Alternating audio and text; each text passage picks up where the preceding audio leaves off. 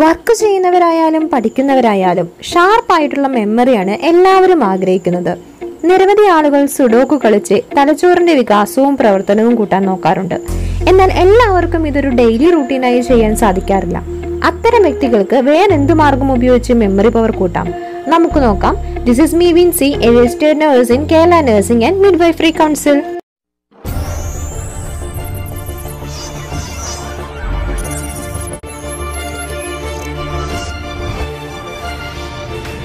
ചില എക്സസൈസുകൾ കൊണ്ട് ബ്രെയിനെ നിങ്ങൾക്ക് ട്രെയിൻ ചെയ്യാം. അതുവഴി ബ്രെയിൻ്റെ സ്ട്രെങ്ത്തും കൂട്ടാം.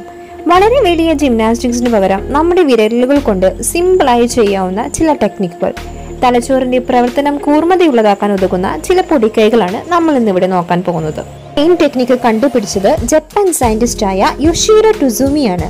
അദ്ദേഹം ഇതിനെക്കുറിച്ച് the book finger self massage എന്ന ഒരു പുസ്തകം എഴുതിയിട്ടുണ്ട്. ഇത്തരം ഫിംഗർ എക്സസൈസുകൾ ഡയറക്റ്റായി ബ്രെയിനിലേക്ക് സെൻസറി സ്റ്റിമുലേറ്റ് കൊടുക്കുമെന്നാണ് അദ്ദേഹം തന്റെ പുസ്തകത്തിൽ പ്രതിപാദിച്ചിരിക്കുന്നത്. നമ്മുടെ ഫോക്കസ് കൂട്ടാനും ബ്രെയിനിന്റെ സ്ട്രെങ്ത് കൂട്ടാനും ബ്രെയിൻ ട്രെയിൻ ടെക്നിക്കാണ് ഈ ഫിംഗർ മസാജ് വഴി അദ്ദേഹം ഉദ്ദേശിച്ചിരിക്കുന്നത്. ഓരോ വിരൽ തുമ്പിലും 3000 മേൽ മെക്കാനോ റിസപ്റ്റേഴ്സ് ഉണ്ട്.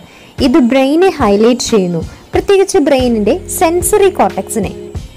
അപ്പോൾ ഏതൊക്കെയാണ് അത്തരത്തിലുള്ള ഫിംഗർ ബ്രെയിൻ ട്രെയിനിങ് എക്സസൈസ് എന്നും മറ്റു ചില എക്സസൈസുകളും നമുക്ക് കാണാം.